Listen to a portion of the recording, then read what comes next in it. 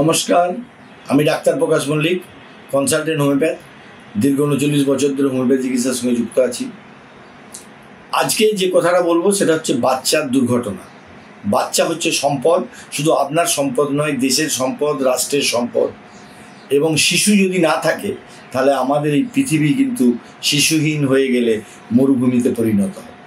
আর দুর্ঘটনা কখনোই বলে কয়ে আসে না, আপনারা সকলেই জানেন। তাই বাচ্চাকে কখনোই কিন্তু আগুনের কাছে থাকতে দেবেন না। আর পুড়ে গেলে সেখানে কিন্তু জল দেবেন আগে। আর বাচ্চা পড়ে যায়, অনেক সময় পড়ে গেলে আর্নিকার কথা সকলেই জানেন। কিন্তু বাচ্চা যখন দেখবেন যে কাঁদছে অনেকক্ষণ, তাহলে বুঝতে হবে তার আঘাতটা ব্রেনে লেগে যেতে পারে এবং হয়তো পরে চুপ করে গেল। কিন্তু ওই সময় যদি নেট্রামসাল 30 একটা ডোজ আপনি খাইয়ে দিতে পারেন, তাহলে ভবিষ্যতে ব্রেন টিউমারের হাত থেকে রক্ষা পেয়ে যাবে। এবং বাচ্চার যখন গোড়ায় কাটা ফুটে যাচ্ছে, তখন গোড়ায় কাটা ফুটে গেলে আমরা সাইলেশিয়ার কথা বলি। এখানে প্রকাশ মল্লিক একটু আলাদা। সাইলেশিয়া কিন্তু খাওয়াবেন না, খাওয়াবেন কিন্তু কখন খাওয়াবেন না এটা জানতে হবে। এবং সেই প্রকাশ মল্লিক কি আলাদা সেটাও বলতে চাইছি। এখানে বইয়ে নেই, আমি একটা কথা বলি, বইয়ে নেই, সেটা থেকে বুঝতে হবে তিনিই বড় ডাক্তার হতে পারবেন।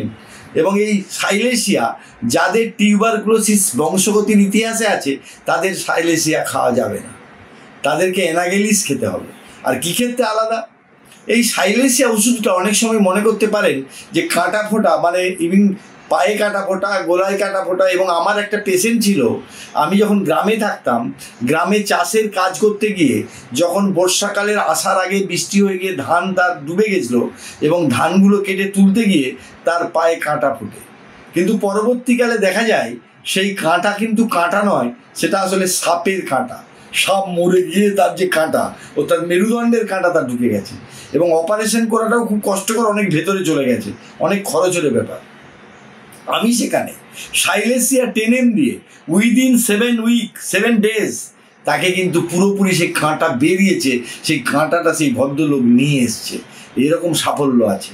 কিন্তু যাদের ধরুন, আমি যেটা আলাদার কথা বলতে চাইছি, যাদের কিন্তু আপনার চোখে আপনার লেন্স লাগানো আছে, বা যাদের হার্টের পেসমেকার বদলানো আছে, এবং তাদের কিন্তু পেসমেকার হচ্ছে একটা ব্যাটারি, অর্থাৎ আমাদের নর্মাল ন্যাচারাল ব্যাটারি শরীরে যেটা কাজ করছে না, ব্যাটারিটা দিয়ে হার্টকে পাম্প করতে সহযোগিতা হচ্ছে, তাদের কিন্তু সাইলেশিয়া দেয়া যাবে না। এই কথাটা কিন্তু হ্যানিম্যানের আমলে বা আমাদের কোনো বইয়ে লেখা নেই, এটা আমার উপলব্ধি। এবং এই উপলব্ধি থেকে আমি আজকে জানাতে চাই যে অনেক সময় অনেকেই বলেন যে আমার তো হয়েছে, তা আমি একটু সাইলেশিয়া খেয়ে নিই, কারণ জেনেছেন শুনেছেন। কিন্তু এগুলো খাওয়া যাবে না, খাবেন না। ডাক্তার ছাড়া ওষুধ খাবেন না। এবং ডাক্তারবাবু অভিজ্ঞতা সম্পন্ন হবে, এবং লেন্স আছে যদি থাকে, তাহলে সেই ডাক্তারবাবুকে বলে আমার লেন্স লাগানো আছে, পেসমেকার লাগানো আছে, এবং সেই ক্ষেত্রে কিন্তু সাইলেশিয়া খাওয়া যাবে না। এই ভাবনাটার জন্যই একটা ডাক্তার থেকে আরেকটা ডাক্তারকে আলাদা করে দেয়। বইয়ে অনেক কিছুই লেখা থাকে, কিন্তু বইয়ের লেখার বাইরেও যেটা ডাক্তারবাবুর উপলব্ধি, অভিজ্ঞতা এবং তার তাৎক্ষণিক মানে প্রত্যুত্পন্ন মতিত্ব এবং সেই সঙ্গে তার ইনটিউশন, সেইগুলো কিন্তু কাজ করে ডাক্তারির ক্ষেত্রে। তাই আজকে এই ভিডিওর মাধ্যমে এই ছোট্ট বার্তাটুকু জানাতে চাইলাম। এবং বাচ্চাদের কাছে বলবো, কোনো ছুরি রাখবেন না। সেই কথা আছে যে একটা ছুরি কিন্তু মানুষকে খুন করে, আবার ছুরি দিয়ে মানুষকে অপারেশন করে সুস্থ করে তোলা যায়। তার ব্যবহারটা বড় কথা। আজকে যে পরমাণু অস্ত্রের কথা বলা হচ্ছে, পরমাণু কিন্তু বিদ্যুৎ তৈরি হতে পারে, আবার সেই পরমাণু পৃথিবীকে স্থবির করে দিতে পারে। তাই ব্যবহার হচ্ছে সব থেকে বড়। ওষুধ কিন্তু একটা বিষ, নির্দিষ্ট মাত্রায় প্রয়োগ করলে সেটা কিন্তু ওষুধ। সাপের বিষ থেকে ওষুধ হয়, কিন্তু সাপের বিষ, সাপ যখন কামড়ায় সেই বিষক্রিয়াতে মারা যায়। কিন্তু সাপের বিষকে যখন নির্দিষ্ট মাত্রায় দেওয়া হয়, সেই শিপের বিষ থেকে কিন্তু আমাদের ভালো হয়। আমাদের অনেক ওষুধ আছে, সুরুকুকু, ল্যাকেসিস, এগুলো সাপের বিষ থেকে তৈরি। সেসব মানুষের জীবনদায়ী ওষুধ, সে মানুষকে প্যারালিসিস থেকে ভালো করে দেয়, মানসিক সমস্যা থেকে ভালো করে দিতে পারে।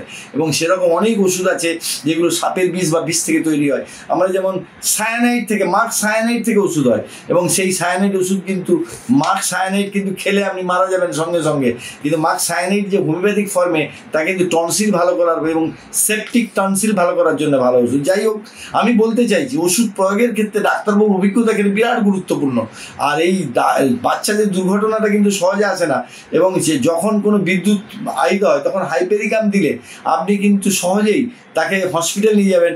অবশ্যই একবার তড়িতাহত হয়েছেন, বিদ্যুৎ চমকা যাবে এই বর্ষাকালে, কিন্তু সেক্ষেত্রে বলবো যে আপনি হাইপেরিকাম দিলে কিন্তু পরবর্তীকালে ভালো হয়ে যাবে, কিন্তু তবুও তার নার্ভের একবার পরীক্ষা নিরীক্ষা করে নেবেন, কারণ পরবর্তীকালে তার নার্ভ ইঞ্জুরি হতে পারে, তার থেকে নিউরোলজিক্যাল অনেক সমস্যা হতে পারে।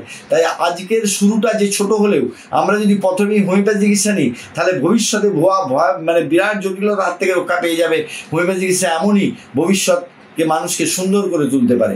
যাই হোক, আমাদের ভিডিও যদি ভালো লেগে থাকে লাইক করবেন, শেয়ার করবেন, কমেন্টস করবেন, বেল আইকনটাকে ক্লিক করে আমাদের উৎসাহিত করবেন। যারা আমাদের ডক্টর প্লাস হোমিও চ্যানেলকে সাবস্ক্রিপশন করেছেন তাদেরকে ধন্যবাদ, যারা করেননি তাদেরকে অভিনন্দন, এবং যারা করেননি তাদেরকে আমি বলবো, অনুরোধ করব যে যাতে আমাদের এই ভিডিওটা মানে সাবস্ক্রিপশন করেন, তাতে করে আপনি আমাদের নোটিফিকেশান পেয়ে সহজেই পেয়ে যাবেন। এবং আমরা মনে করি যে এই আমাদের ভিডিও আপনারা কিছুটা হলেও উপকৃত হচ্ছেন। যদি বা আপনাদের কোনো প্রশ্ন থাকে তাহলে কমেন্টসের মাধ্যমে জানাবেন, আমরা সেই উত্তরগুলো দেওয়ার চেষ্টা করব। নমস্কার।